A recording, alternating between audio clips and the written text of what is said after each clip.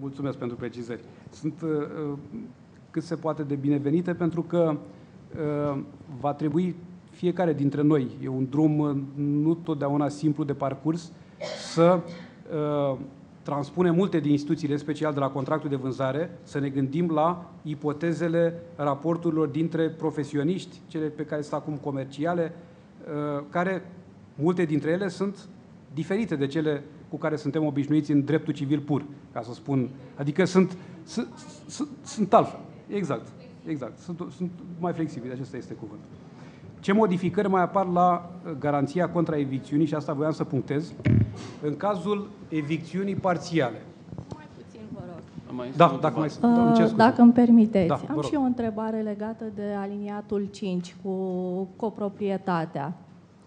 Da, ați început prin a preciza că e vorba de vânzarea unui bun în materialitatea lui. Legat de prima opțiune a cumpărătorului, reducerea prețului proporțional cu cota parte pe care nu a dobândit-o. În acest caz, vânzarea mai privește bunul în materialitatea lui sau se transformă în vânzarea cotei părți, asupra căreia era proprietar? Da, deci aici, într-o asemenea situație, practic, ce dobândește cota parte pe care, deși nu și-a dorit acest lucru, dar se mulțumește cu așa ceva, pentru că se este denotământul, primește ceea ce vânzătorul a avut în proprietate, adică cota parte respectivă. Însă nu au decis de la început așa. Adică asta ar fi diferența. Înțeleg nuanța la dumneavoastră. Deci pot să decidă de la început modifică obiectul. Da, că se transmite doar se transmite drept de proprietate asupra cotei părți și acolo nu avem absolut nicio problemă. Noi însă aici avem în vedere situația în care s-a transmis bunul în totalitate, sau în orice caz mai mult decât avea vânzătorul, asta este esențial, și ulterior nu se poate obține în proprietatea și pentru ceea ce vânzătorul nu avea și se pune problema care este remediul. Și aici există cele două variante, fie rămâne proprietarul cotei părți pe care vânzătorul a putut-o transmite, iar pentru restul se va mulțumi cu reducerea prețului proporțional cu cota pe care nu a primit-o, sau cea de-a doua variantă, în condițiile în care el avea nevoie neapărată de bunul în totalitate, poate să ceară rezoluțiunea pentru că acea operațiune este păguboasă, nu este cea pe care a urmărit-o. Da, și legat de imobile, recunosc că n-am aprofundat deocamdată. Cum se va înscrie dreptul lui în cartea funciară? Asupra cotei părți.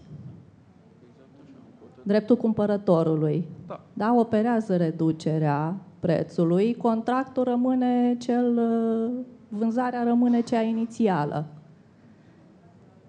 Deci cum se va înscrie? Cum va apărea el ca proprietar al cotei părți din imobil? Din punct de vedere practic. Cum se scrie mențiunea cotei părți? Cunoscând că acum, în cazul imobilelor, înscrierea în cartea funciară are efect constitutiv. În baza a ce se va înscrie cota lui parte? Păi, problema este cum anume se va rezolva între ei această situație litigioasă. Se poate rezolva pe calea amiabilă, adică vânzătorul înțelege că nu poate să procure cota parte respectivă și va trebui să-și îndeplinească obligațiile până la capăt ca vânzător.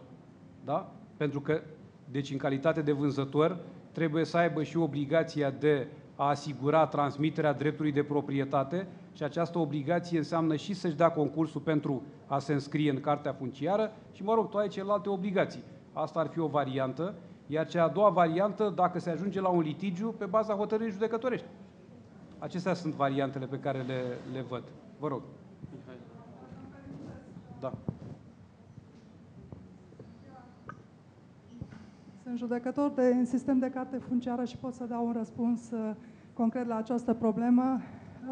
Sunt sigură că toți ceilalți colegi din sistemul de carte funciară știu, dar probabil că vreau să lămuresc în mod de expres această problemă. Deci, vorbim despre vânzare-cumpărare. Vânzarea-cumpărarea de imobile, că presupun că la imobile ne referim. Colega noastră așa ceva. Așa, trebuie făcută în formă autentică, în sistem de carte funciară. Dacă nu ești proprietar exclusiv asupra imobilului, niciun notar nu-ți încheie contractul pentru întregul imobil decât pentru cota vânzătorului. Dacă totuși, din vari motive, vânzătorul este întabulat și creează aparența de drept și ulterior transferului dreptului de proprietate se constată și în acțiunea rectificarea adevăratului proprietar, se reduce cota lui de coproprietar și ajunge coproprietar împreună cu un alt terț față de contractul meu, evident, cumpărătorul, făcând aplicarea articolului 6, va cere în acțiune și rectificarea corespunzătoare a cărții funciare. Deci este clară problema, nu sunt niciun fel de probleme de întabulare. Cred că lucrurile se rezolvă mult mai simplu. Și anume, în hotărârea care reduce prețul... Concret, în raza Curții de Apel Oradea, așa se rezolvă. Da, și trebuie să dăm credit Curții de Apel Oradea că se află într-o zonă unde cărțile funciare sunt sfinte. Eu nu contest ce spune colega de la Oradea. Eu vreau să spun doar din perspectiva celui din București care înțelege întrebarea celui care e tot din București. Prin urmare, din perspectiva noastră de regățeni, problema este că prin dispozitiv doar s-ar reduce prețul proporțional cu cota parte. Problema noastră este să se scrie în dispozitiv, pe lângă reduce prețul, proporțional cu cota parte de atâta transmisă potrivit contractului. Și atunci contractul inițial se completează cu hotărârea și din perspectiva noastră de regățeni se poate înscrie. Da. Mă gândeam și la evitarea litigiului. Da. Deci asta vreau să spun. Deci colega noastră a ridicat și problema în care nu neapărat să duce la adică vânzătorul este pe cale onest. convențională se poate oricum modifica convenția inițială. Deci, în cadrul obligațiilor pe care el le are în calitate de vânzător, care se îmbogățesc un pic și cu acest element nou, ca să asigure transmiterea dreptului de proprietate, pentru că până în prezent noi eram obișnuiți să spunem vânzătorul are următoarele obligații: să predea bunul, să-l garanteze contra evicțiunii și contra vicilor. Acum observați că există o nouă obligație, și anume aceea de a transmite proprietatea sau dreptul ce formează obiectul contractului respectiv. Numai că pe cală convențională e mai simplu, exact. Pentru că reducerea operează în baza unui act de modificare a convenției inițiale și atunci își pot insera inclusiv clauze care să determine precis cota parte ce îi Da. Nu intervine, de fapt, un nou contract care are ca obiect cota parte din drept? Nu cred că ar fi un nou contract, ci ar fi, practic, o limpezire a... Deși, nu neapărat. Nu, ar fi o concretizare a obligației de transmitere a dreptului. Adică nu cred că este nevoie să încheie un alt contract. Neapărat. Da, vă rog. Domnule profesor, pentru că ați ridicat problema unei noi obligații care apare în actuala reglementare a contractului de vânzare, cu riscul de a vă reține numai un minut, vă rog să-mi permiteți, înainte v-aș mulțumi pentru detaliile deosebit de interesante pe care ne le-ați furnizat, în plus față de ce se putea citi de către noi în text. Însă acum, prin această problemă ridicată de dumneavoastră, ajungem la esența vânzării și n-aș vrea să plecăm de aici fără să o clarificăm, pentru că ne întoarcem la definiție și aici este întrebarea pe care aș vrea să vă pun. Ce este vânzarea în concepția actualului cod civil? Un contract translativ de proprietate sau un act constitutiv de obligații, printre care este și aceea de a transfera proprietatea și acest transfer are loc printr-un alt act juridic. Întrebarea poate să pară puțin deplasată, dar o să vă explic imediat. E vorba de cele două sisteme care se bat cap în cap și care există în Europa. Noi am fost crescuți în sistemul ăsta francez al consensualismului cu codul de la 1864, în care, prin simplu consimțământ al părților, proprietatea trecea deja la cumpărător. Deci este un act clar translativ de proprietate și nu creator de obligații. În sistemul german și austriac, vânzarea este numai creatoare de obligații, nu se transmite încă nimic. Obligația vânzătorului de a transmite proprietatea de care vorbați și dumneavoastră și care e noutatea în codul actual, se îndeplinește printr-un alt act numit act real, care este la imobile întabularea în cartea funciară și la mobile tradițiunea, predarea bunului. Repet, noi în sistemul vechi am fost crescuți cu această idee că prin simplul consimțământ al părților, proprietatea a trecut deja la cumpărător și nu mai avem ce transmite. Ori, în definiția dată de noul Cod Civil, în 1650, dacă nu greșesc, spune că vânzarea este contractul prin care vânzătorul transmite sau, după caz, se obligă să transmită cumpărătorului proprietatea unui bun în schimbul unui preț. Eu am citit deja niște critici în literatură și diferite interpretări, au apărut deja, încercându-se să arate că a vrut să aibă în vedere, dar aici sunt dumneavoastră care ați fost membru în comisie și este o părere mult mai autorizată decât alții care încearcă să interpreteze pe lângă. Deci, s-a spus că s-a avut în vedere vânzarea bunului altuia unde proprietatea se procură mai târziu de către vânzător și abia atunci e în stare să o transmită cumpărătorului, și s-ar fi avut în vedere și promisiunea unde de asemenea mai târziu vânzătorul înstrăinează. Dar, având în vedere că lumea știe, lumea juridică, că există aceste două sisteme care sunt total diferite, prin această definiție se creează impresia că noi am făcut o combinație între cele două sisteme, adică transmitem proprietatea, dar și admitem posibilitatea ca prin vânzare să nu transmitem proprietatea, ci doar obligația de a transmite proprietatea. Și atunci ideea este că o definiție a proprietății, a vânzării, scuze, nu era foarte bine și clar poate să stabilească de la început în care sistem ne încadrăm și de partea cui suntem. Pentru că dacă rațiunea e cea care s-a spus în literatură că s-a avut în vedere vânzarea bunului altuia și alte explicații, eu înțeleg, dar astea sunt explicații, însă totuși ce este vânzarea în sistemul nostru actual? Act obligațional sau un act translativ de proprietate? Da. Pentru că acestea sunt cele două opțiuni în dreptul european actual. Da, mulțumesc pentru întrebarea pe care a spus-o și observație pe care le-ați făcut. Definiția contractului de vânzare este făcută de mine și mi-o asum. Și pot să explic ce am gândit când am făcut-o așa. De-aia mi-am permis să vă întreb și vă mulțumesc. Așa este. Nu sunteți primul care face observații și critici vor fi multe, însă trebuie să spun de ce m-am oprit la această definiție. Sunt cunoscute cele două sisteme. Pe de altă parte, diviziunea fundamentală a bunurilor este în bunuri mobile și bunuri imobile. În privința bunurilor mobile, am dorit să păstrăm sistemul actual. Și dacă citim articolul 1674, da, transmiterea proprietății, cu excepția cazurilor prevăzute de lege sau dacă din voința părților nu rezultă contrariu, proprietatea se strămută de drept cumpărătorului din momentul încheierii contractului, chiar dacă bunul nu a fost predat, ori prețul nu a fost plătit încă. Sistemul clasic vechi, francez. Sistemul clasic vechi. Deci nicio tradițiune, nimic, pur și simplu vânzare translativă de proprietate. Asta este prima parte a definiției. Vânzarea este contractul prin care vânzătorul transmite. Și dacă aș continua, proprietatea unui bun în schimb unui preț. Asta am gândit. Mai departe, mergem la bunurile imobile. 1676. Strămutarea proprietății imobilelor. În materie de vânzare de imobile, strămutarea proprietății de la vânzător la cumpărător este supusă dispozițiilor de carte funciară, care știm cum funcționează. Exact. Deci există o obligație de a transmite proprietatea.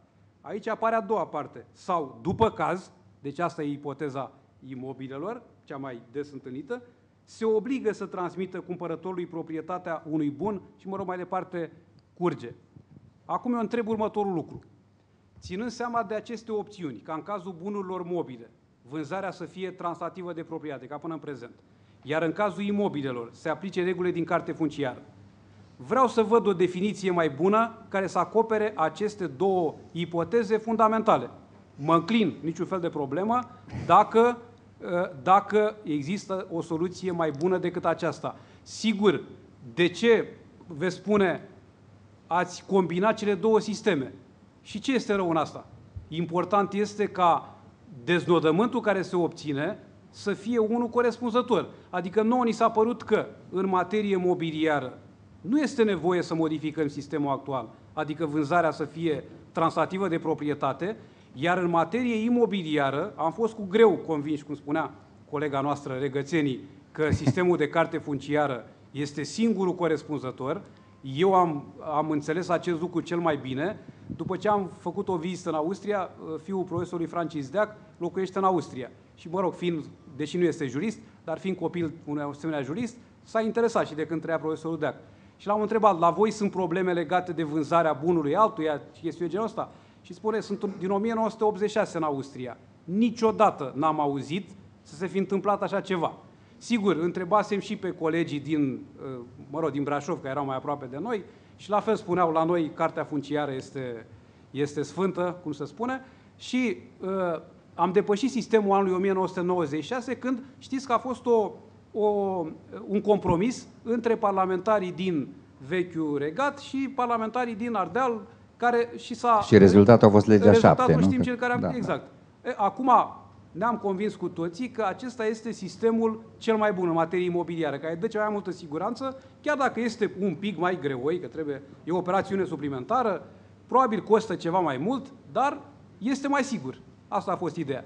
Deci, domnule profesor, n-a fost o critică, ferească Dumnezeu, la adresa... a fost o întrebare și întrebarea privește dacă un străin, un jurist, care vrea să știe în România ce sistem se aplică, pentru că vrea să știe care sunt consecințele unei cumpărări a unui imobil în România, de exemplu, sau unui bun mobil de mare valoare. Putem să-i spunem fără frică de a greși că avem în prezent un sistem eclectic, care în materie de imobile, vânzarea este un act creator de obligații, printre care și acelea de a transmite proprietatea, pe când în materie de mobile am păstrat consensualismul în sensul că e un act translativ de proprietate. E adevărat? Da. Deci nu e o critică la adresa definiției, e vorba de cum o interpretăm. Rezultă că e un sistem eclectic care folosește ambele sisteme, în funcție de natura bunului. Eu am încercat ca definiția să fie acoperitoare pentru Exact. aceste două sisteme.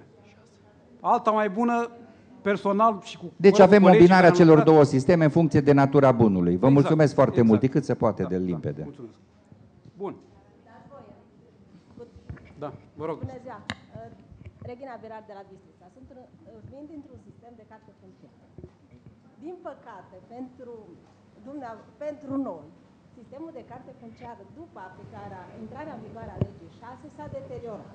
Suntem dezamăgiți față de ce se întâmplă la cartea funciară, față de sistemul anterior pe decret 115. Dar, pentru că din codul civil se reglementează atât vânzarea bunurilor mobile, cât și vânzarea bunurilor imobile, este inevitabil să apară două sisteme. Chiar dacă onorabilul domn de sus este nemulțumit. Sunt per convinsă că un cumpărător... Nu, n-a spus că este nemulțumit. Eu n-am înțeles asta. Ba chiar apreciez... Din punct de vedere teoretic. Dar un cumpărător de bun mobil sau imobil nu va întreba niciodată ce sistem se practică în România. Va fi interesat dacă are siguranță, stabilitate și securitate pentru ceea ce cumpără. Discuția este la nivel teoretic. Apropo de vânzarea bunului altuia, în cazul vânzării bunurilor imobile, cred că în sistem de carte funciară, care este și în vechiul regat, nu se prea pune problema vânzării bunului altuia în condiții în care vânzarea, cumpărarea, inclusiv pentru bunuri imobile, construcții, este autentică, chiar dacă la prima vedere pare a fi consensuală. De ce spun asta? Pentru că în sistem de carte funciară, bunul imobil, construcție, nu se întabulează fără existența unui drept asupra terenului. Ori drept de proprietate, ori dezmembrământ. Mai practic vorbind, construcția nu stă în aer. Și niciodată, în sistem de carte funciară, construcția nu va fi întabulată doar pe un contract consensual. Da. Ce facem până când și în partea aceasta a țării unde nu sunt cărți funciare se va face ordine. Trebuie și până atunci să acoperim. În mod normal și în vechiul regat și Moldova ar trebui să se înființeze în toate zonele. Nu este vânzare consensuală nici în prezent pe sistemul legii 7, chiar dacă este doar opozabilă vânzarea înscria în cartea funciară. Deci, Da. Vânzarea lucrurilor altuia apare mai mult la bunuri mobile sau în situația în care stimabilul domn notar nu își îndeplinesc obligațiile de a transmite contractul pentru întabulare. Și în perioada dintre vânzarea dintre adevăratul proprietar și noua vânzare rămâne un timp.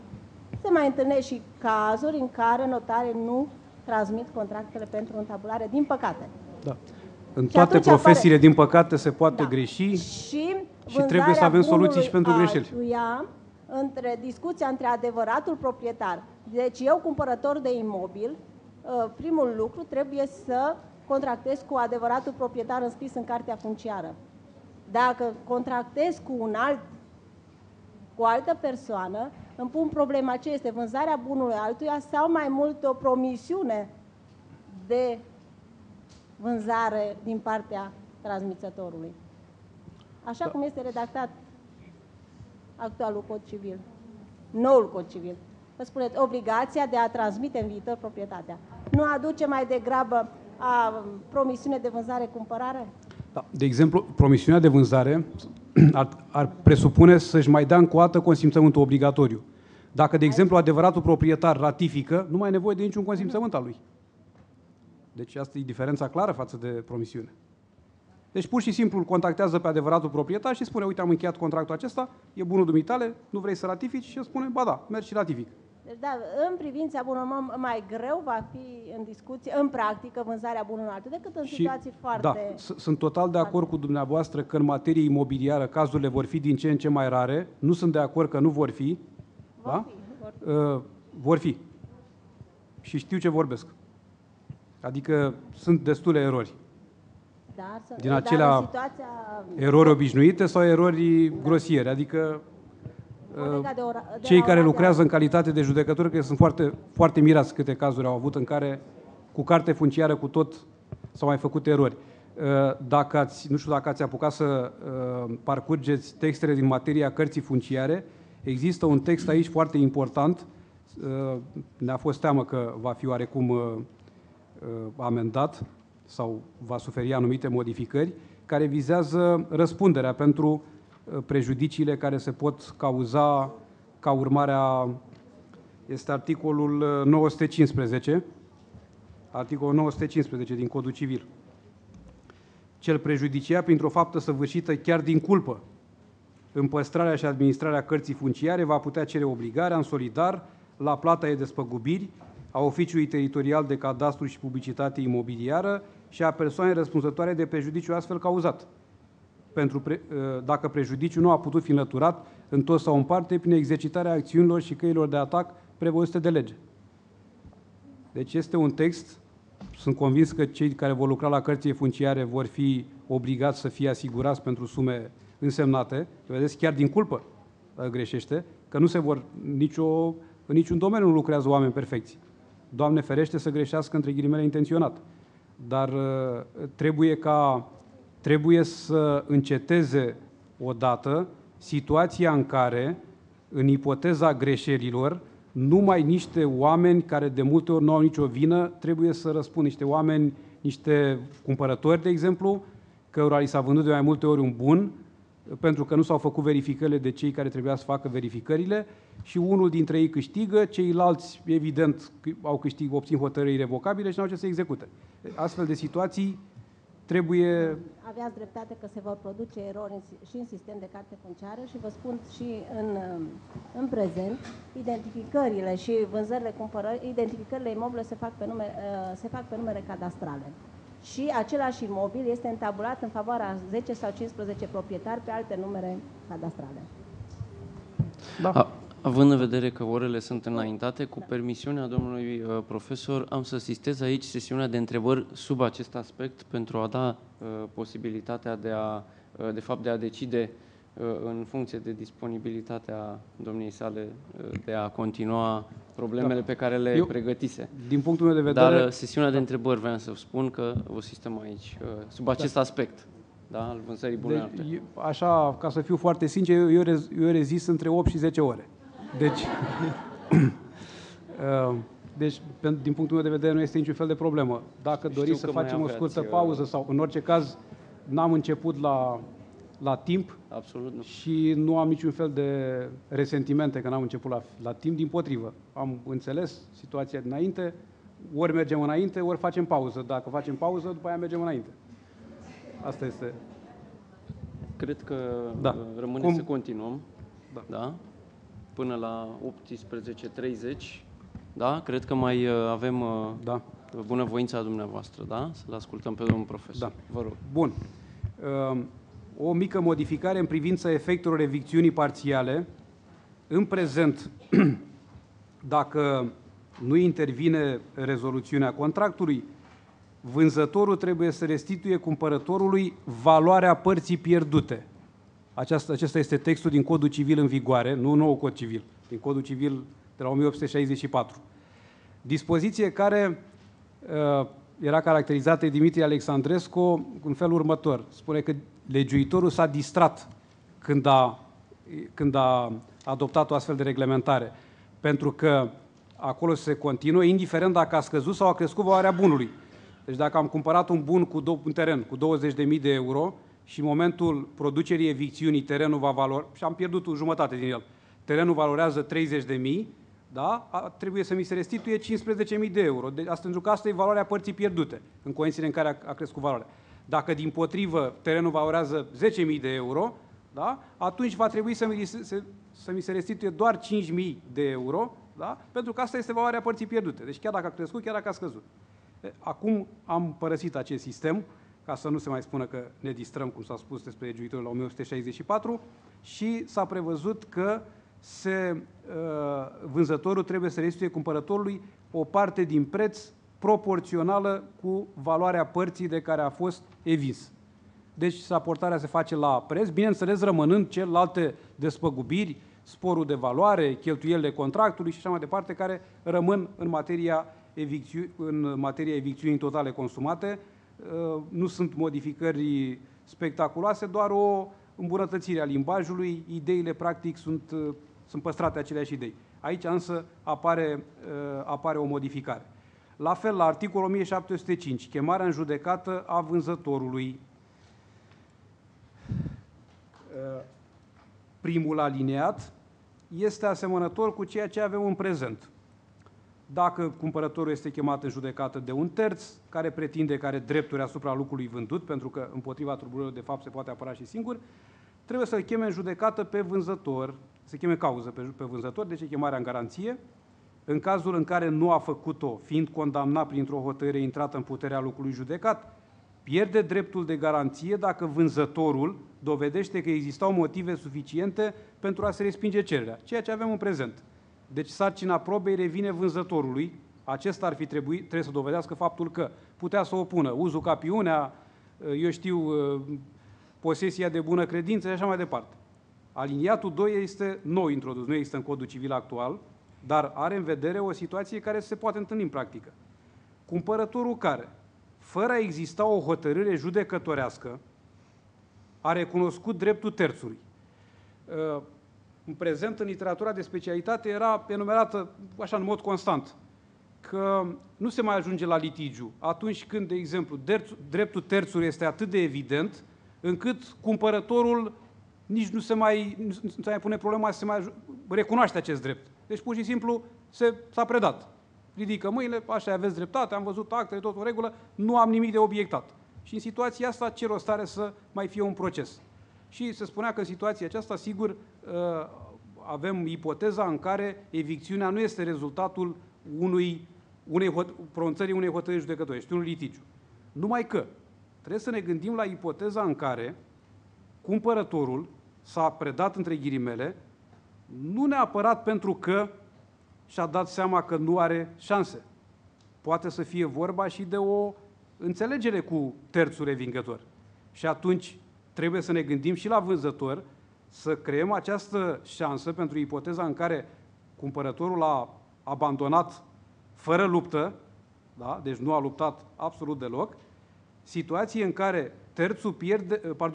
cumpărătorul pierde dreptul de garanție, afară de cazul în care dovedește de data asta el trebuie să dovedească, nu vânzătorul, că nu existau motive suficiente pentru a împiedica evicțiunea.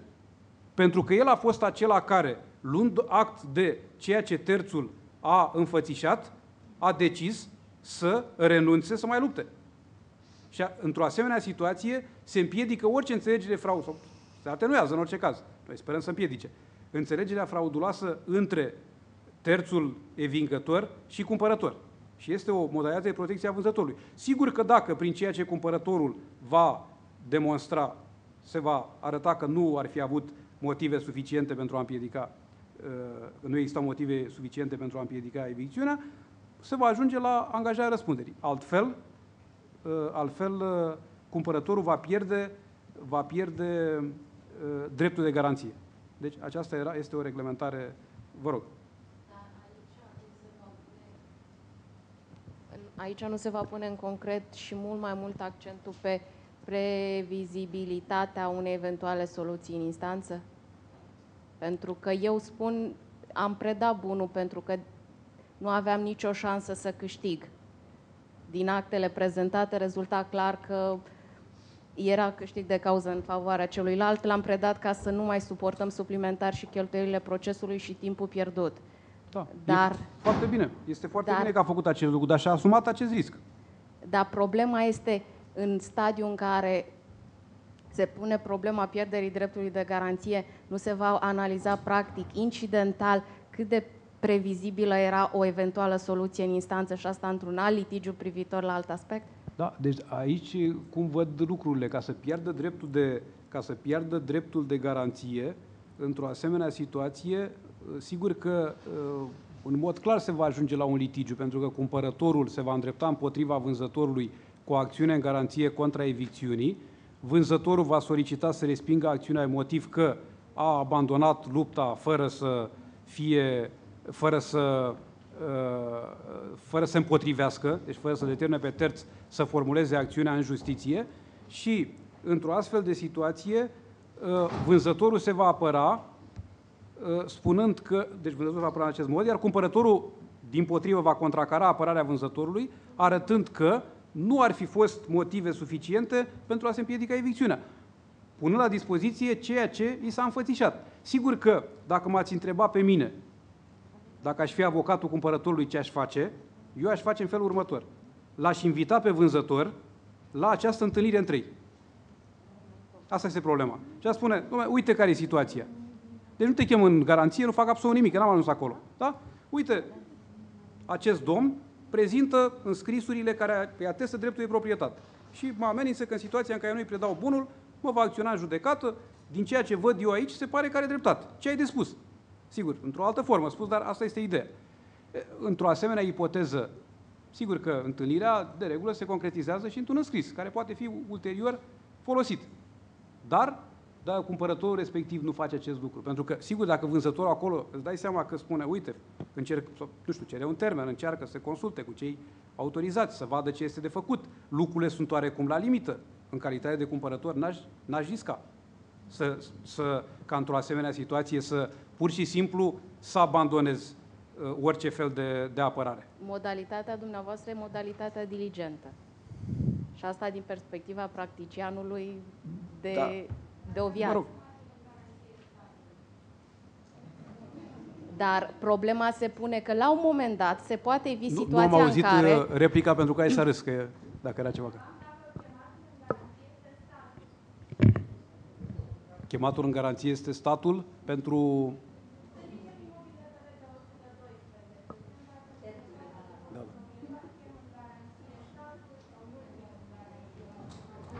Statul este reprezentat și el de un organ al statului, care are conducere, are juriști. Reprezentanții organului respectiv, da? De ce nu pot fi chemați la discuții? Cred că pot fi chemați. Și cred că uneori sunt și interesați să vină. Da, asta este. Pentru că urmează acțiunea în garanție contra evicțiunii.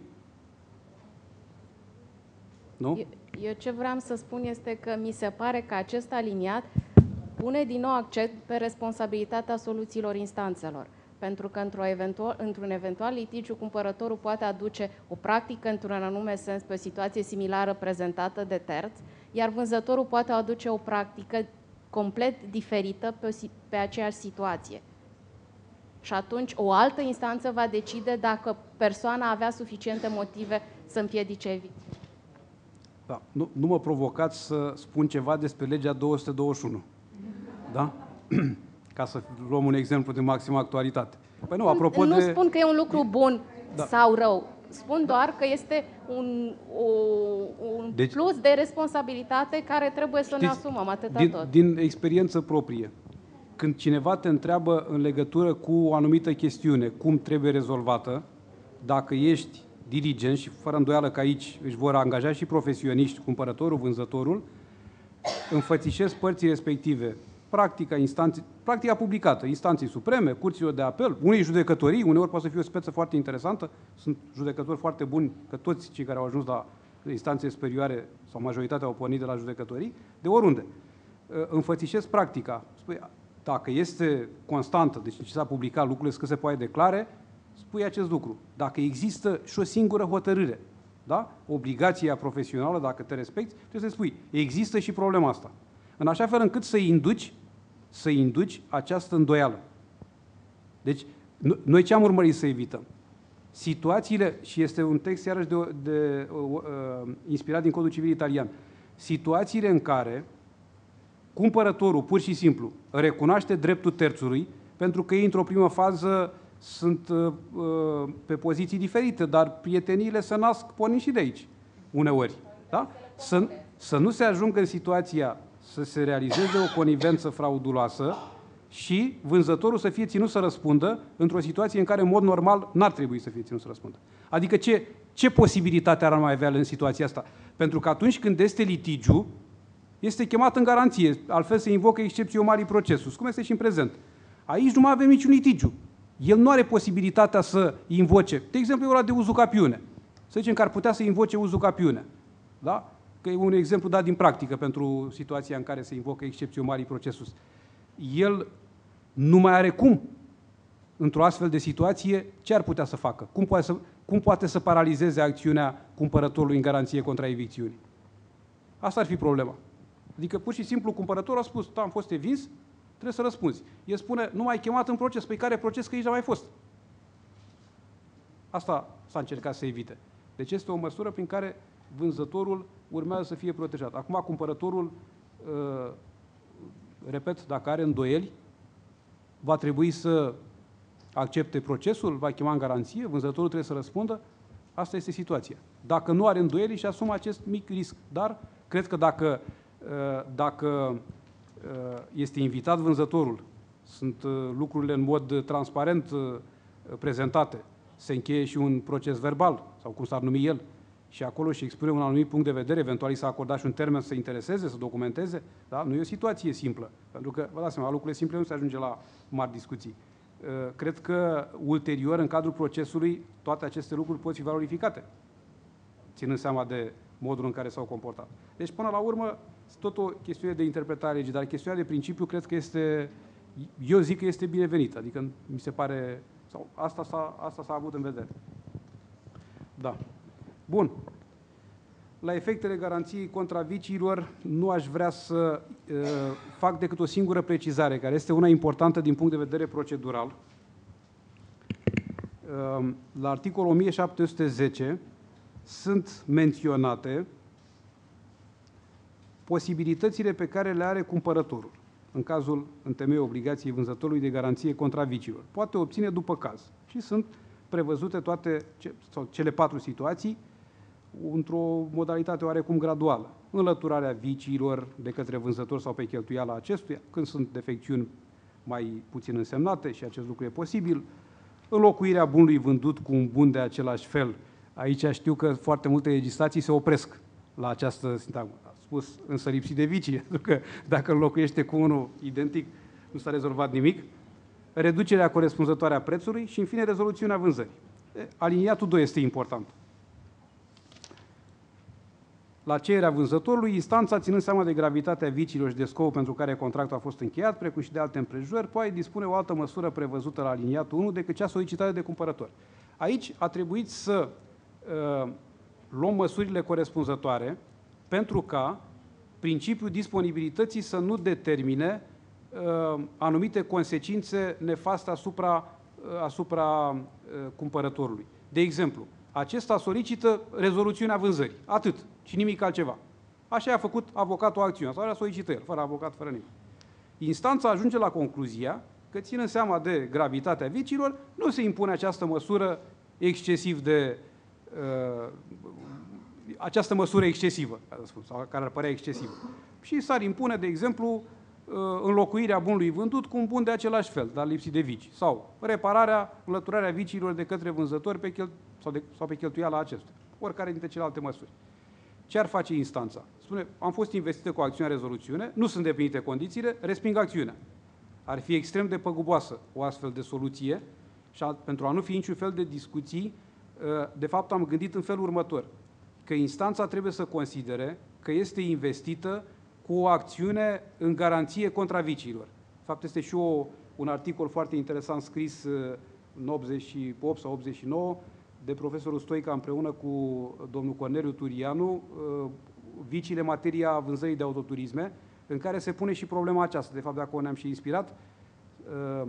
Când există diversele variante pe care le au instanțele la dispoziție și s-a spus acolo pentru a se atenua sau a nu se opune principiul disponibilității, că instanța trebuie să considere că este investită cu o acțiune în garanție contra viciilor și să ia măsura corespunzătoare. Sigur că chestiunea are interes numai dacă cumpărătorul cere o măsură radicală, cum ar fi rezoluțiunea. Pentru că dacă cumpărătorul cere înlăturarea viciilor de către vânzător, refuz să cred că instanța va dispune rezoluțiunea contractului. Deci este absurd să ne gândim la asta. Dar atunci când sunt dispuse astfel de măsuri și, în primul rând, rezoluțiunea, să aibă temeiul de a lua o altă măsură. Asta a fost ideea pe care am avut-o în vedere. Acum, ce anume? Dincolo de poziția expresă a părții. Nu, aici ar fi în cazul în care cumpărătorul ar fi asistat de avocat, ar exista și o variantă avocățească, adică să fie un principal și niște subsidiare. Da? Asta ar fi soluția, ca să fie acoperitoare. Dar noi trebuie să ne gândim la ipoteza în care acțiunea nu este așa. Ceea ce a spus dumneavoastră, fără îndoială, este adevărat. Adică dacă vânzătorul spune nu am cu ce să înlocuiesc bunul respectiv, sigur, poate fi un interogatoriu la cererea cumpărătorului sau din oficiu, dacă, fără să fie o antepronunțare, dar pentru a da o soluție legală și temeinică în virtutea rolului activ, da? Instanța de judecată îl poate întreba dacă are la dispoziție un bun identic cu acela, dar lipsit de vicii, în eventualitatea că ar da o astfel de soluție. Dacă vânzătorul spune nu am niciun bun, fie cu ocazia interogatoriului, fie prin întâmpinare, fie, printr-un alt act procedural, evident că nu poate să-l oblige la așa ceva. Sau spune nu sunt dispus să nu înlocuiesc nu înlătur niciun viciu, nu plătesc nimic, nu vreau să fac absolut nimic. Nu mai are sens în situația aceasta. Dacă cumpărătorul insistă pe o anumită modalitate. Poftiți?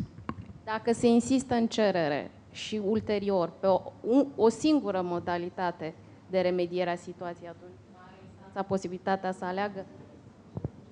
Se insistă cu privire la rezoluțiune, de exemplu. Da, cred că are de ce să nu aibă această posibilitate. Tocmai asta se dorește păi, altfel înseamnă că cumpărătorul, bun, și-ar asuma ce? Riscul să se respingă acțiunea. Asta ar fi problema.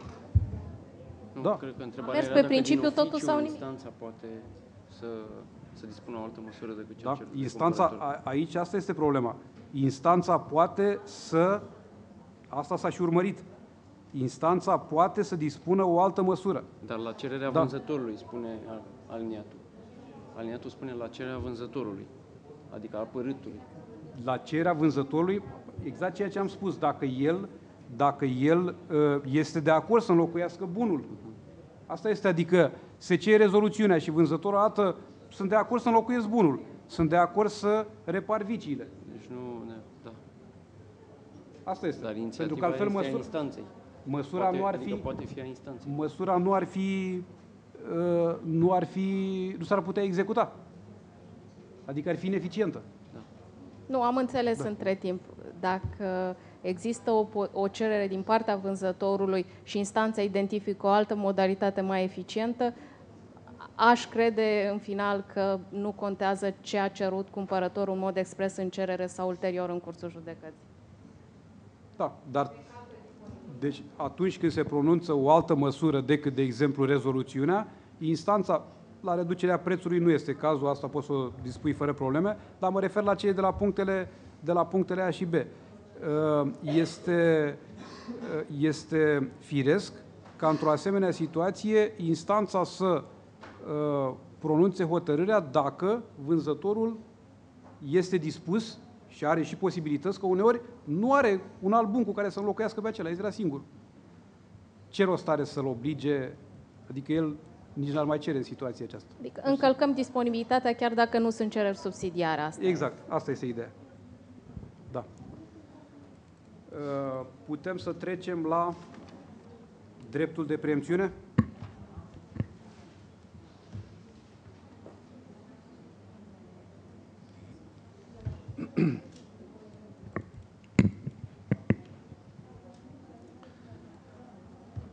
În privința dreptului de preemțiune, cum anume s-a născut această instituție?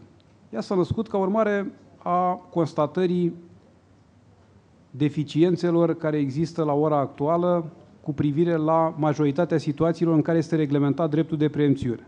În ce sens?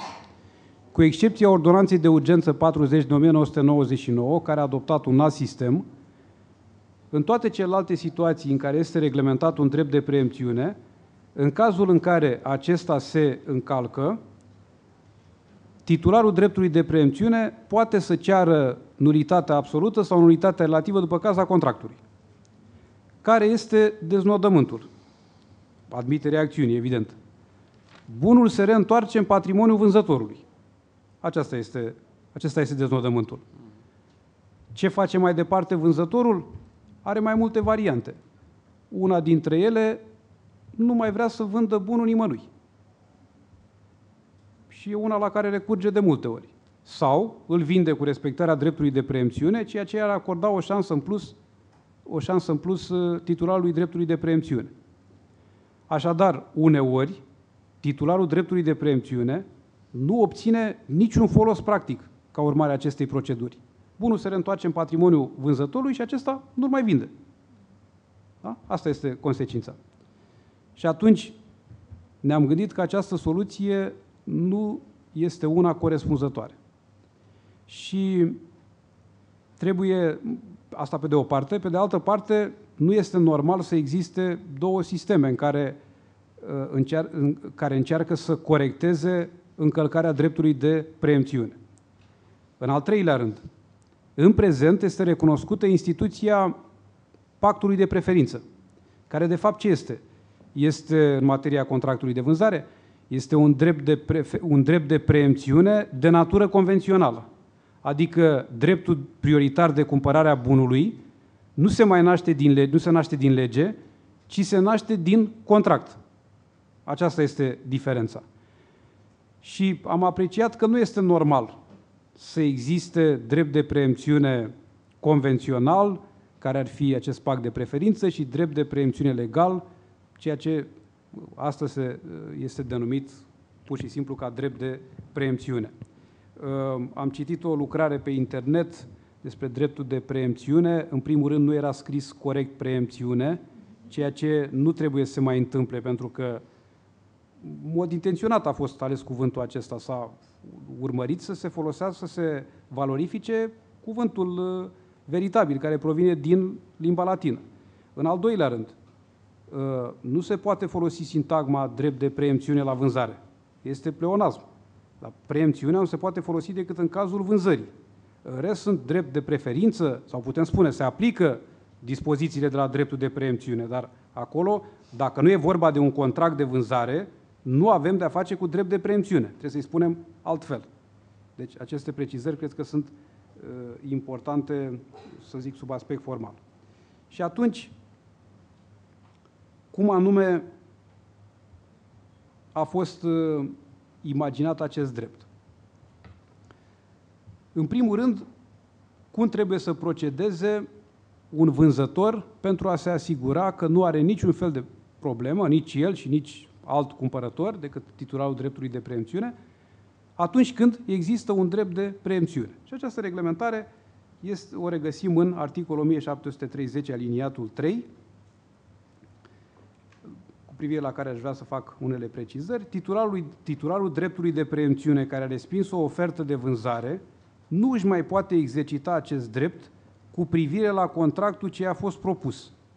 Aici vreau să fac o precizare foarte importantă. Sintagma cu privire la contractul ce a fost propus.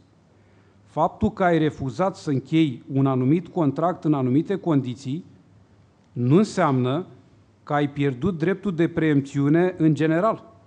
Pentru că, dacă gândim așa, înseamnă că, să spunem că avem de-a face cu titularul unui drept de preemțiune cu privire la un teren învecinat. Și vreau să îl vând altcuiva, evident, nu vecinului, și atunci îi fac acestuia o ofertă de vânzare, un preț uriaș. Și vecinul spune, îmi pare rău, totuși, prețul este, nu mă sunt interesat, prețul este foarte mare. Și eu spun, mulțumesc, s-a stins dreptul de preemțiune, de acum încolo pot să vând în mod liber cui doresc. Și vând altcuiva la prețul pe care îl agreem. Și spunem, s-a stins dreptul de preemțiune, titularul dreptului de preemțiune nu mai poate reacționa în niciun mod. Aceasta este valabil și în cazul altor drepturi de preferință, dar cu deosebire aici. De aceea am folosit această sintagmă cu privire la contractul ce a fost propus. Nu se stinge drept de preemțiune în general. Dacă ulterior se încheie contractul în aceleași condiții, da, cu cele propuse titularului dreptului de preemțiune, care se numește preemptor, ne obișnuim cu termenul acesta, evident s-a încălcat dreptul de preemțiune. Oferta se consideră respinsă dacă nu a fost acceptată în termen de cel mult 10 zile la bunurile mobile, 30 de zile în cazul vânzării bunurilor imobile. În ambele cazuri, termenul curge de la comunicarea ofertei de către preemptor. Asta este situația normală, în care dorești să respecti dreptul de preemțiune, faci această ofertă, aștept să treacă termenul respectiv, pentru că am gândit că este firesc ca preemptorul să aibă suficient timp să se gândească, să delibereze dacă este cazul sau nu să încheie contractul, dacă să procure fondurile necesare și așa mai departe. De aceea ne-am oprit la aceste termene, care nu cred că sunt chiar așa de mari. 10 zile și respectiv 30 de zile. Bun. Acum, mai departe, ne interesează situația în care, totuși, se încheie contractul fără să se respecte dreptul de preemțiune. Pentru că aceasta este prima situație, era normal să nu lipsească din Codul Civil, pentru că trebuie să arăți care este starea normală. Sunt acele constrângeri legate de termen, de contractul stingerea dreptului cu privire la contractul ce a fost propus. Ce se întâmplă însă în situația în care s-a încheiat contractul între vânzător și un terț? În situația aceasta aș vrea să pornesc de la mai o secundă, de la un alt text.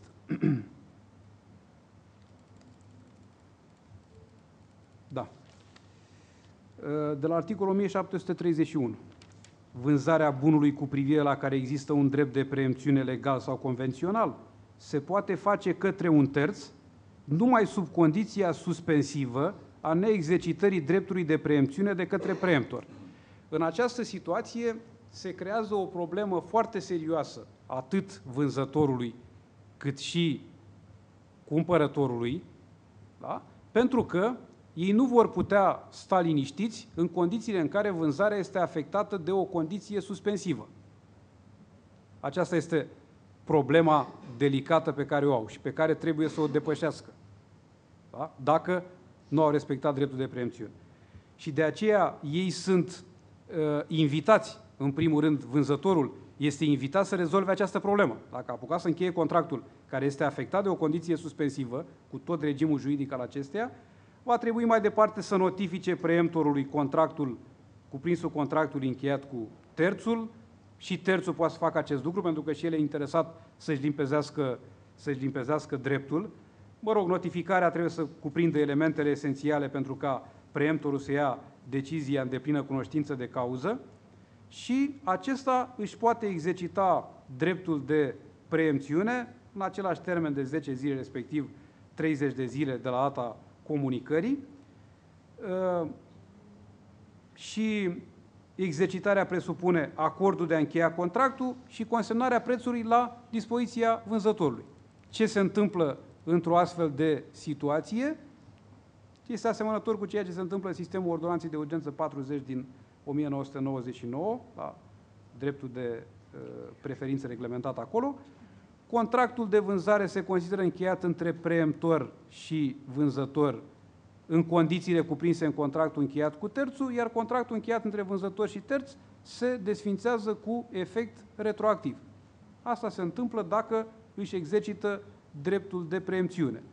Iar vânzătorul, chiar dacă s-a desfințat cu efect retroactiv contractul respectiv, am menționat în mod expres să nu existe nicio problemă care să țină de angajarea răspunderii pentru evicțiune. Deci am considerat că, deși contractul se desfințează cu efect retroactiv, totuși, într-o astfel de situație, este bine ca vânzătorul să răspundă față de terțul de bună credință, care nu a cunoscut faptul că există dreptul de preemțiune, care, repet, poate fi și de natură convențională, să răspundă pentru evicțiunea. El a fost practic deposedat de bunul respectiv. Deci este evicțiunea totală consumată. Asta pentru a se evita orice fel de discuții, contractul a desfințat cu efect retroactiv și nu se mai pune problema angajării răspunderii pentru evicțiune în baza contractului de vânzare-cumpărare, cum se punea bună oară, vorbise mai devreme de vânzarea bunului altuia, care era lovită de nulitate relativă. Acolo se punea problema obligației de garanție contra evicțiunii în baza unui contract lovit de nulitate relativă și acolo, la limită, a acceptat această opinie. Ori aici acest lucru s-a dorit. Concursul dintre preemptori. Sigur că trebuie să avem în vedere faptul că poate să existe un drept de preemțiune de natură legală, dar poate să existe și unul de natură convențională cu privire la același bun. Ce se întâmplă într-o astfel de situație? Pentru că în egală măsură au calitatea de preemptori.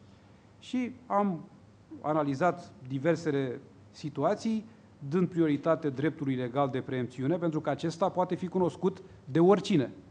Nu pentru că am fi avut ceva cu preemptorul stabilit pe cale convențională, dar dacă ai citit o dispoziție legală în care se prevede că în privința, pădurilor are drept de preemțiune coproprietarul și proprietarul vecin, de acest lucru la cunoștință, e clar că vecinul are acest drept de preemțiune fără să fie menționat nicăieri. Pentru ca altcineva să aibă un drept de preemțiune, trebuie să încheie o convenție cu acela. Deci este în condițiile în care reglementarea legală se presupune a fi cunoscută de toți cei cărora li se adresează acea reglementare legală. Deci sunt diversele ipoteze în care concursul dintre dreptul legal și dreptul convențional, la fel dacă sunt drepturi legale, aici, dacă toți vecinul din dreapta și vecinul din stânga au amândoi drept de preemțiune, drept legal de preemțiune, ce puteam să facem în situația asta? Să lăsăm pe cumpărător să încheie contractul cu cine dorește el. Era firesc să acordăm aceluia întâietate. Mai avem o reglementare de acest gen în materia locațiunii, în care proprietarul la un moment dat alege chiriașul cu care când sunt la limită pe cine poate să aleagă. Bun. Deci sunt menționat concursul între preemptori pentru diversele ipoteze și pentru situația în care bunul este imobil și există titular convențional ai dreptului de preemțiune. La fel, când bunul este mobil, singura soluție, data certă cea mai veche, a fost criteriul pe care l-am avut aici în vedere, în lipsa unei altfel de publicități. Ce ar mai fi notabil? Dacă dreptul de preemțiune este indivizibil și nu se poate ceda ca un caracter al dreptului de preemțiune, în cazul în care intervine problema cedării, era importantă, mai ales ținând seama de pactul de preferință, de care se spunea că, spune literatură, că putea fi transmis dreptul de creanță, putea fi transmis prin acte între vii, ceea ce conducea la situații destul de ciudate în practică și de aceea am considerat că trebuie declarat caracterul incesibil al dreptului de preemțiune, indiferent că este legal sau convențional. De asemenea, în cazul în care intervine decesul, se transmite nefracționat, ca să spun așa, deci caracterul indivizibil, la fel caracterul incesibil. Ce ar mai fi?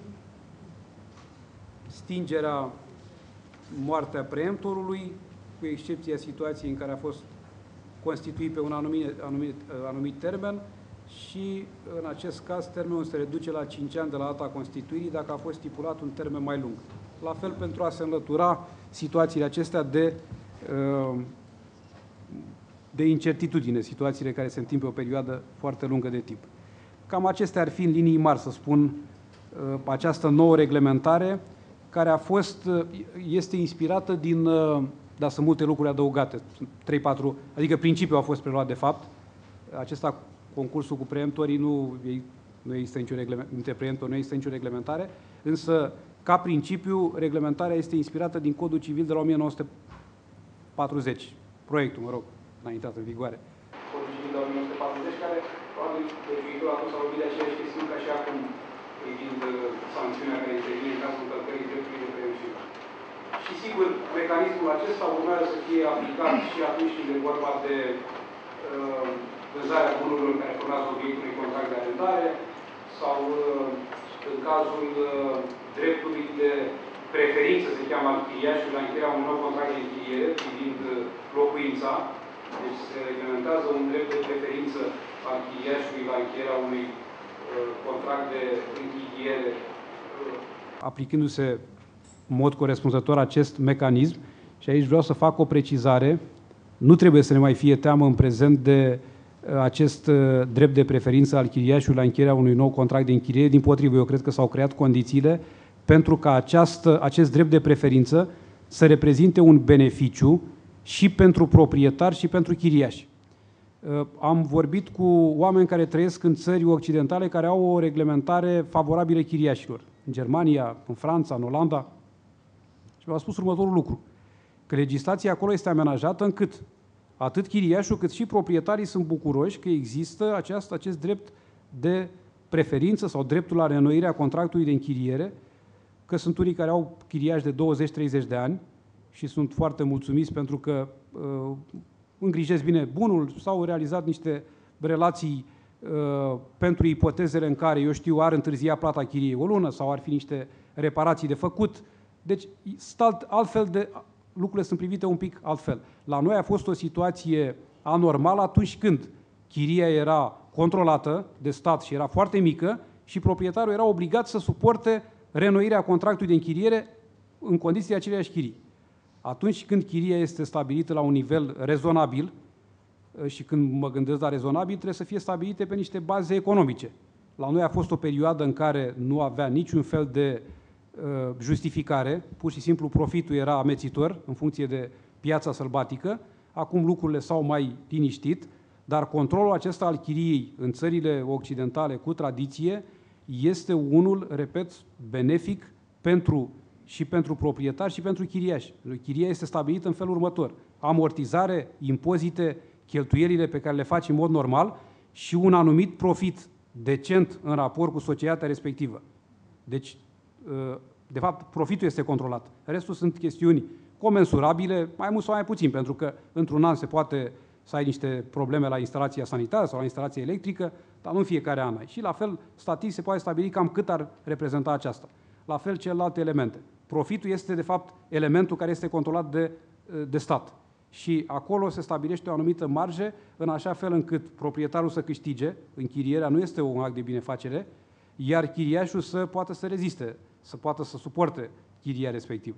Și acestea sunt niște coordonate pe care, sigur, și noi le-am putea avea în vedere într-o viitoare lege a locuinței, sau modificări la legea locuinței, pentru că aici vreau să vă spun, deși n-am ajuns încă la contractul de locațiune, dar nu vreau să uit acest lucru, în momentul în care am făcut Codul Civil, am preluat din legea locuinței unele reglementări care vizau bunoară posibilitatea asociației de proprietari de a cere evacuarea acelor chiriași care nu plăteau cotele părți de întreținere, care este o dispoziție, după părerea mea, de bun simț. Pentru că într-o țară în care oamenii au telefoane mobile, cablu TV și alte cheltuieli din acestea care totuși nu trebuie să fie puse înainte de a plăti cotele de întreținere, nu își plătesc întreținere. Și trebuie un pic ca legislația să fie puțin mai aspră din acest punct de vedere. Se menține aceea soluție din legea locuinței. Neplata 3 luni, nu consecutiv, chiar neconsecutive, dă dreptul asociației de proprietari să ceară evacuarea chiriașului care nu a plătit cotele părți de întreținere. Nu vă spun ce am pățit la discuțiile de la Parlament. Lucrul cel mai trist pe care l-am resimțit este acela că cineva, un domn parlamentar, mi-a spus că nici nu știu ce este în viața reală. Ceea ce pe mine mă deranjează. Eu chiar știu ce e în viața reală, cred că alții nu știu. Problema însă este următoarea, că tocmai că știu ce este în viața reală, că sunt blocuri întregi unde unii plătesc și alții nu. Nu pentru că n-au, ci pentru că nu vor. Pe de altă parte, am spus următorul lucru. Sunt oameni nevoiași. Da, știu că sunt. Sunt și la orașe, sunt și la sate. Dar de ce nu-i ajutați? Asta este problema. Acordați-le subvenții, sprijiniți-i, cotele părți de întreținere trebuie plătite. Pentru că altfel sunt unii care trebuie să suporte ceea ce alții nu plătesc. Și o să se ajungă, fără îndoială, la situații în care se întrerup utilitățile.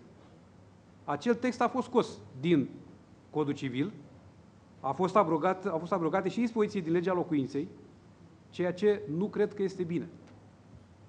Asta este problema. Deci a rămas cel cu imposibilitatea conviețuirii,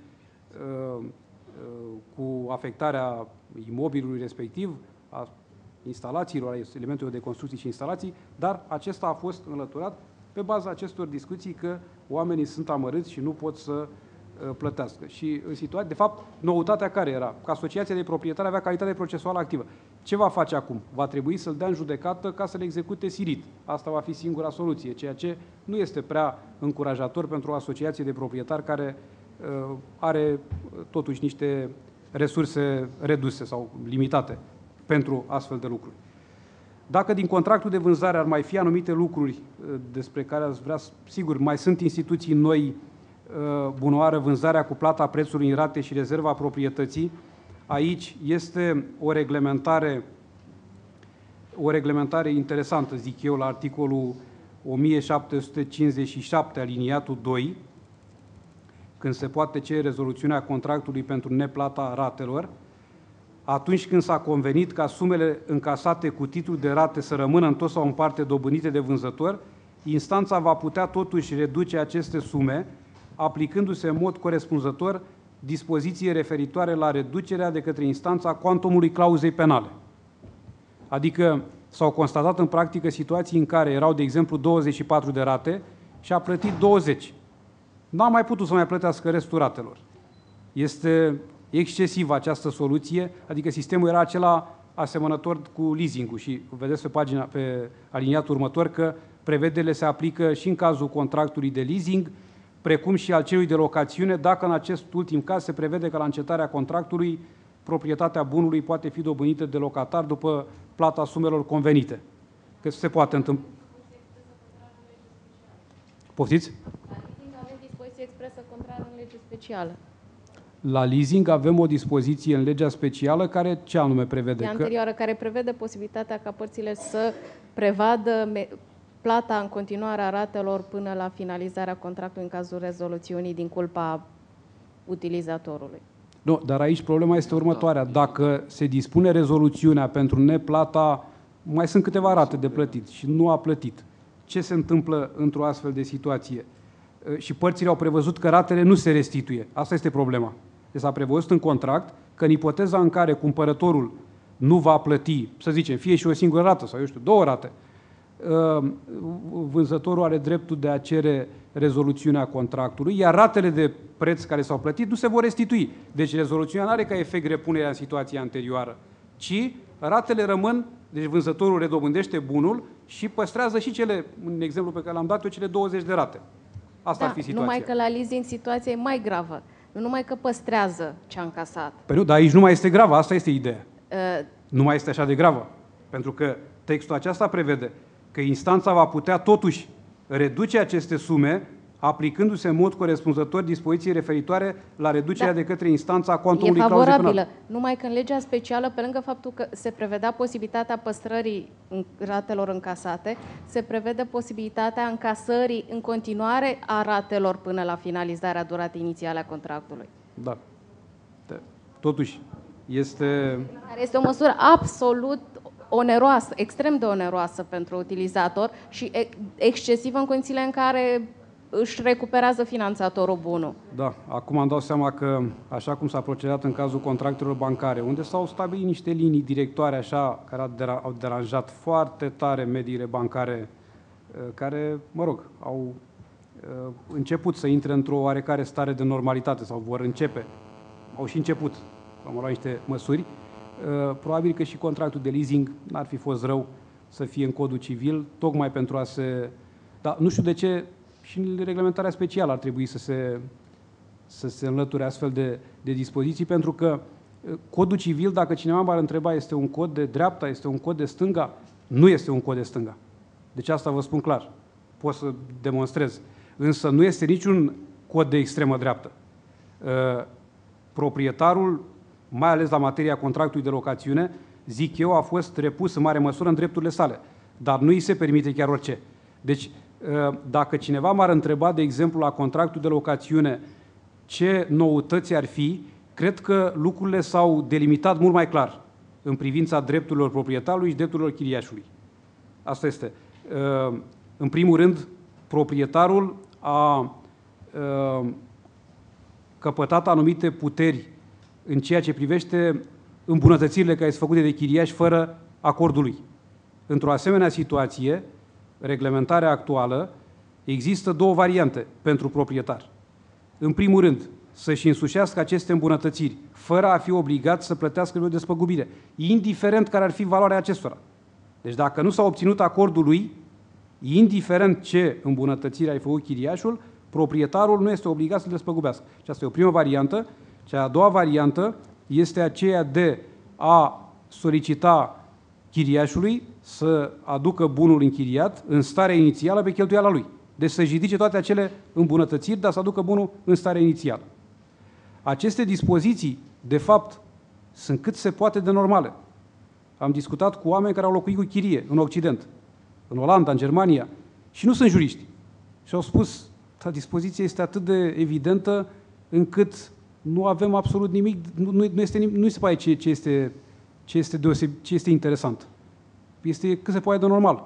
Pentru că prima dată când am închiriat, când am luat cu chirie o locuință, mi s-a spus următorul lucru de către agent. Să nu te atingi de absolut nimic. Nici să îmbunătățești, nici să distrugi. Așa cum ai primit locuința, așa o predai. Adică asta este mentalitatea deja creată. Dacă convii cu proprietarul, acolo este cu totul altceva. Aici nu avem ce să discutăm. După aceea, problemele legate de tacita relocațiune. Ce noutăți apar la această instituție extrem de importantă? Apar două noutăți. În primul rând, pentru a opera tacita relocațiune, pe lângă cele două condiții care sunt necesare și în prezent, adică locatarul să folosească bunul închiriat și locatorul să nu se împotrivească, mai este nevoie o condiție. Locatarul să-și îndeplinească obligațiile.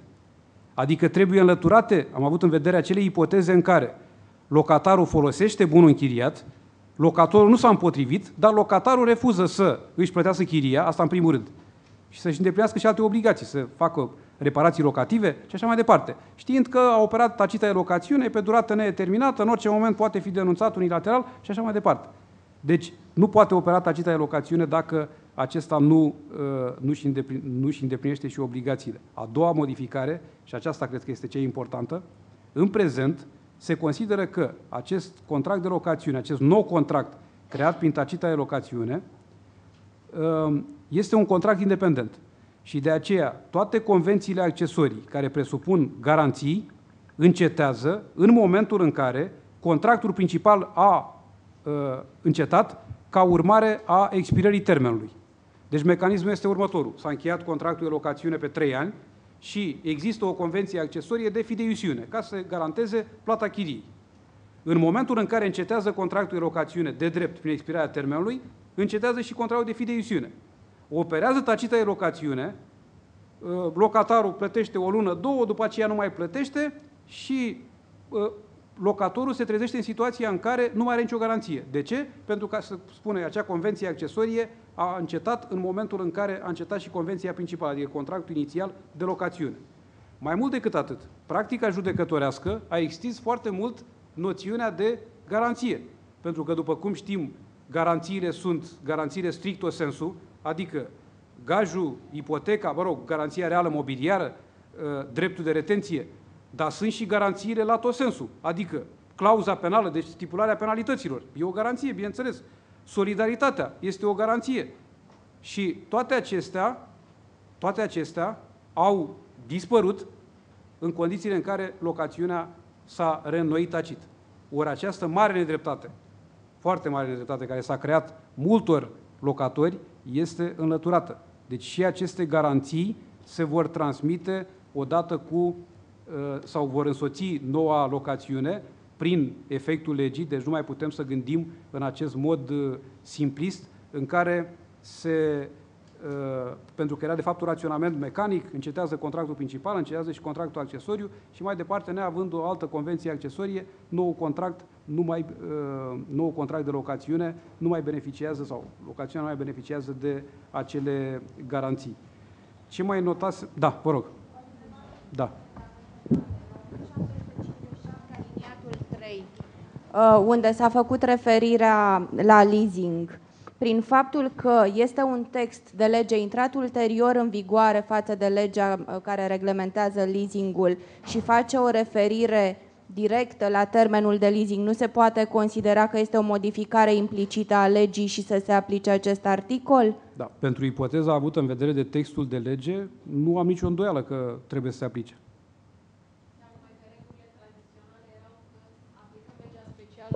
În raport cu o lege generală ulterioară. Și codul civil în raport cu legea leasingului este cadrul general față de legea leasingului. Da, dar dacă face... De acord, este eficient să o interpretăm ca și cum s-a modificat. Vreau doar să subliniez că... Sigur, rămân la această idee, dar problema de fapt, de fond, este aceea ca legea leasingului să se modifice.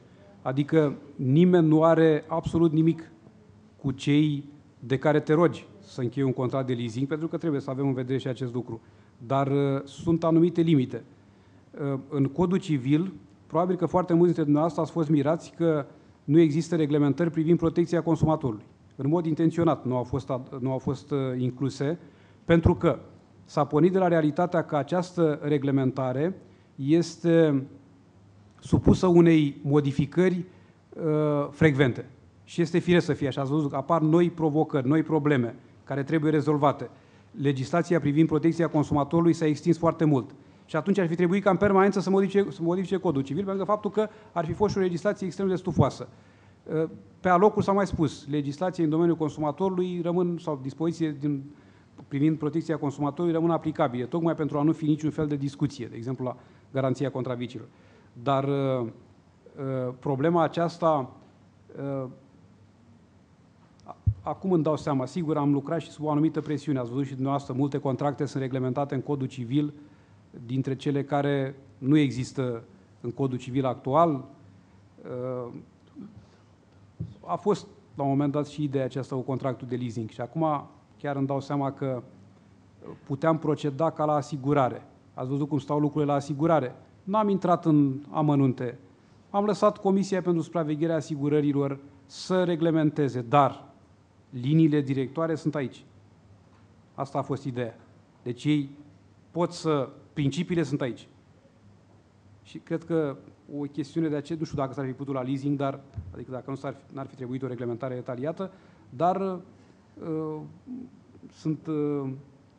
sunt unele reglementări, v-am spus de clauza penală, la fel, și acolo există posibilitatea să se ajusteze. Nu înseamnă că noi încurajăm, sau prin Codul Civil se încurajează nerespectarea obligațiilor. Nu. Dar acolo unde se exagerează Și trebuie să recunoaștem că de multe ori sunt contracte încheiate pe poziții de inegalitate, nu juridică, economică, crasă. Am făcut și o semicacofonie, dar nu mi-a venit altă formulă. Deci există un dezechilibru uriaș și aici trebuie o anumită protecție. Fără a denatura instituția. Clauza penală trebuie să rămână clauză penală, orice am face, nu putem să o ignorăm. Dar întrebarea este în ce limite. Pentru că ceea ce este la noi, să știți că există și în alte reglementări. Nu știu dacă ați făcut la obligații. S-au folosit inclusiv reglementări internaționale, principiile UNIDROIT, care au fost luate în calcul și la reprezentare, și la mandat, adică s-a încercat să flexibilizeze legislația, dar acolo unde a fost cazul, să existe și o anumită protecție a celor care sunt vulnerabili. Aș vrea să mai spun câteva lucruri legate de, dacă nu se mai sunt întrebări de la vânzare, poate câteva lucruri legate de contractul de locațiune, am spus vreo două dintre acestea. Voiam să spun în privința sublocațiunii și cesiunii, ce modificări sunt aici. Nu, înainte de asta. Poate cea mai importantă modificare pe care o datorăm în mare măsură domnului Bogdan Dumitrache, cu care am lucrat la contractul de locațiune.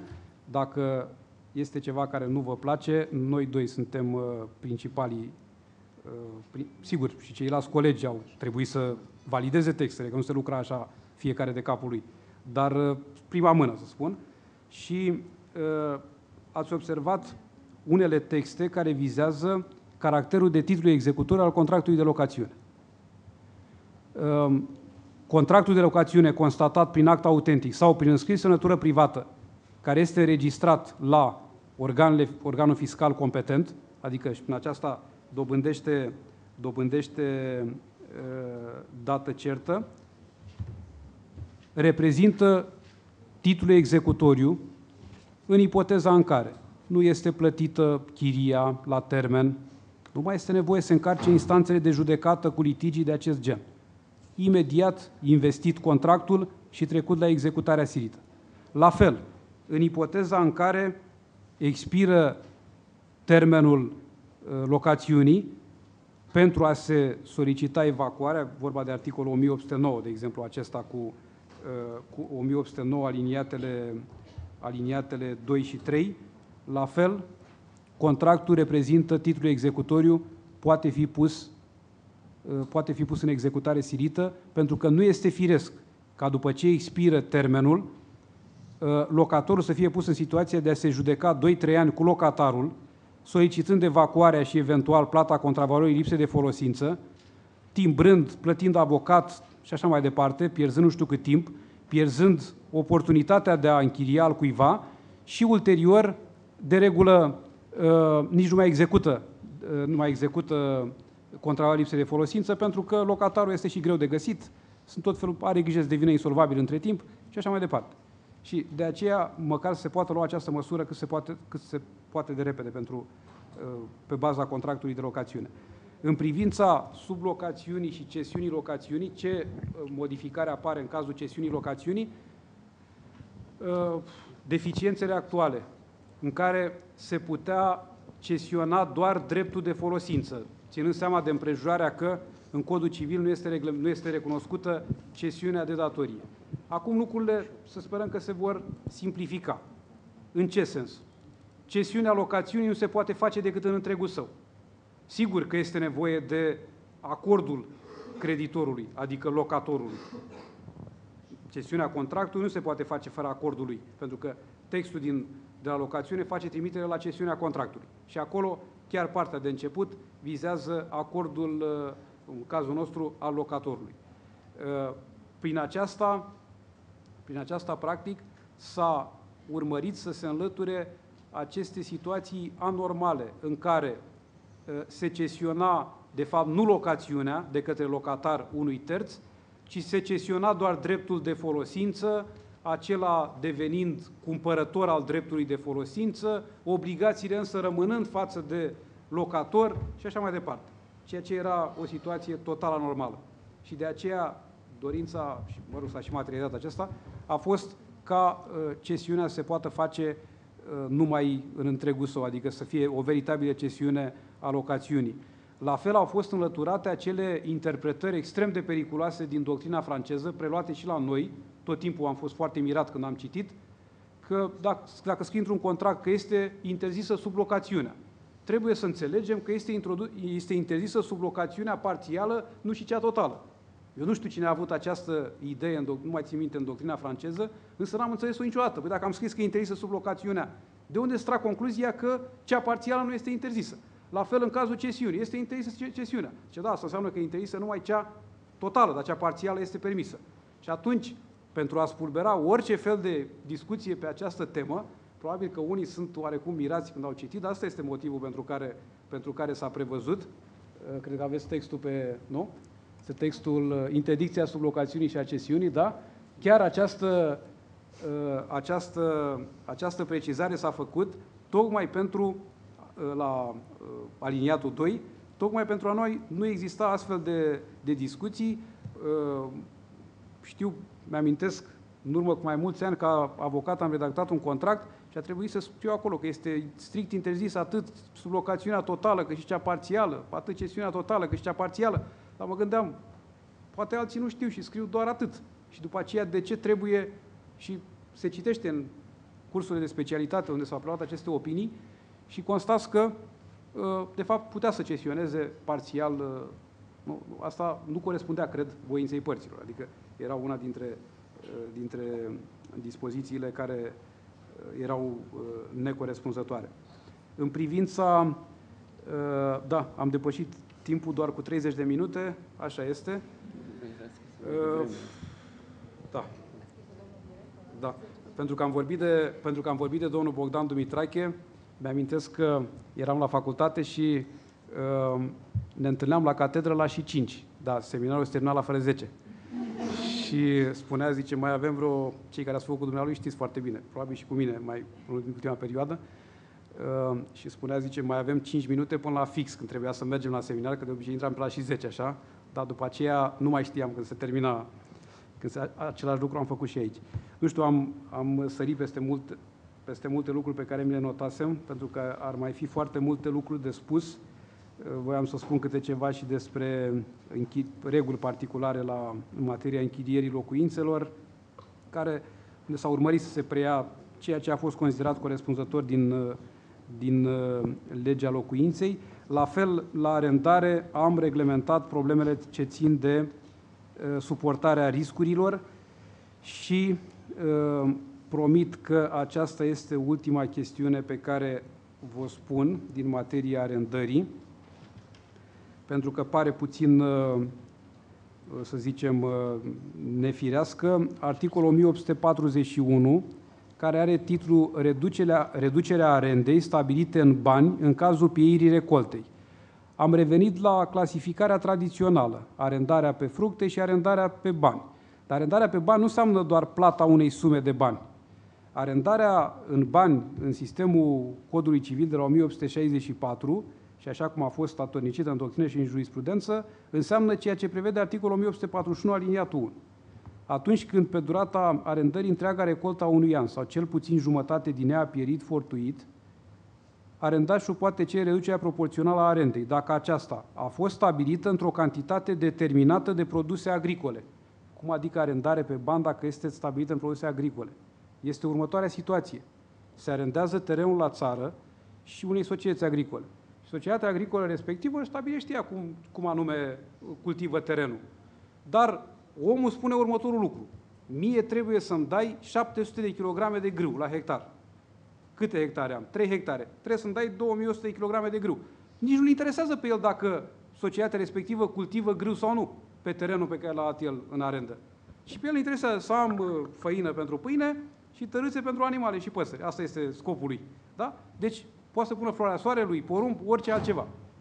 Asta pe de o parte. După aceea, într-o sumă de bani, asta este firească, determinată, sau într-o sumă de bani determinabilă, în funcție de valoarea unei cantități determinate de produse agricole. Adică spune să-mi dai echivalentul lei la prețul pieței libere a 700 kg de grâu sau 500 kg de porumb. Toate aceste ipoteze care nu au nicio legătură cu ce se cultivă pe terenul respectiv. Acestea nu au legătură cu ce se cultivă pe teren. Asta este arendarea în bani. De repet, chiar dacă uneori în produse agricole.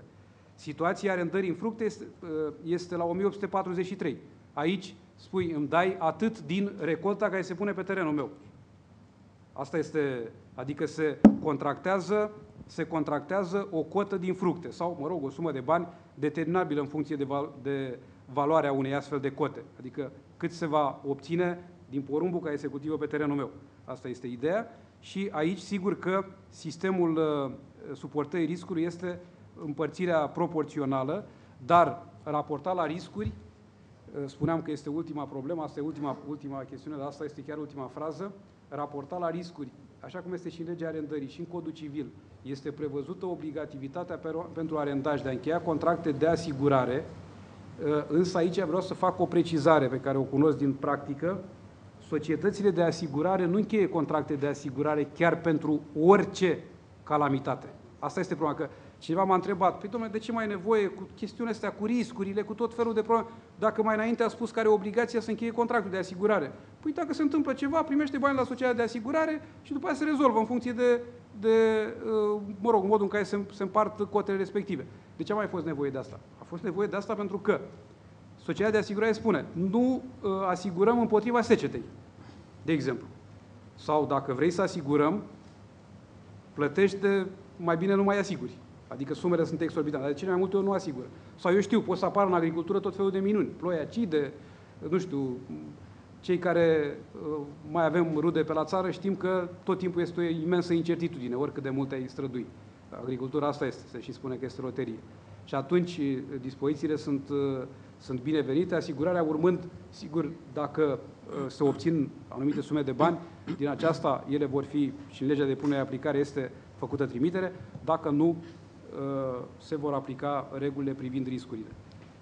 Dacă vom mai avea alte întâlniri, nu știu când, dar sunt foarte multe lucruri de discutat, erau multe lucruri interesante și la întrepriză, la întreținere.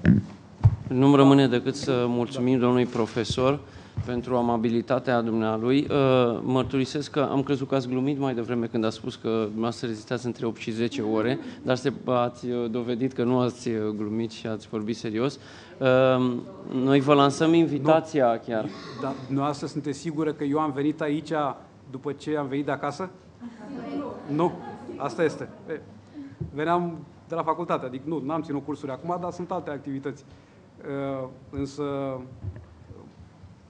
astea sunt limitele, sigur. Pe măsură ce trece timpul, apar, evident, semne de oboselii. Dar am vrut să spun că nu stau cu ochii pe ceas ca la ora 6 și un sfert sau 6 jumate să plecăm. Îmi pare rău că nu putem să stăm. Mie, sincer, îmi pare rău și ar fi fost mult mai bine să fie putut avea și discuții, adică să ne fi spus punctul de vedere mai mare măsură, dar poate cu un alt prilej, mai acumulăm și experiență, mai vedem ceea ce este necorespunzător. Suntem pregătiți să încasăm toate criticile. Asta este, în prima fază, este firesc, m-a avertizat profesorul Volonciu, ne-a avertizat de fapt, dumnealui, cu asta chiar închei ca o chestiune așa oarecum amuzantă, spunea că a fost asistentul profesorului Dongoroz și spunea, după ce a apărut codul în 1968, zice, profesore, când a apărut codul în 1936, pe care vezi că laudă toți acum, că e unul dintre cele mai bune coduri penale, nu spun ce am pățit. Vreo 2-3 ani de zile mitraliat de toată lumea, că este sub orice critică, e foarte slab, mă rog, diverse critici. După vreo 3-4 ani de zile s-a așezat practica judecătorească, s-au interpretat în mod corespunzător, s-a înțeles ceea ce anume s-a dorit și s-au început să arate și părțile bune. Și zice, uite, după ani s-a ajuns în situația chiar să fie lăudat. Asta este. Sigur că noul cod civil ne creează tuturor un stres. Asta este în afară de orice discuție. Psihologic, înțeleg pe oricine care este supărat. Nu înțeleg pe cei care nu doresc să intre în vigoare, pentru că dacă nu va intra acum și intră peste 3 luni, peste 3 luni vom fi pregătiți, nu cred. Trebuie să ne pregătim și din mers. Este un efort de făcut. Din fericire, multe lucruri au rămas așa cum le cunoșteam. Deci nu este ceva absolut nou. Dar eu nădăjduiesc că sunt și multe lucruri bune. Asta este, adică îmi place să cred acest lucru. Vă mulțumesc. Eu mulțumesc și participanților dumneavoastră și domnului profesor.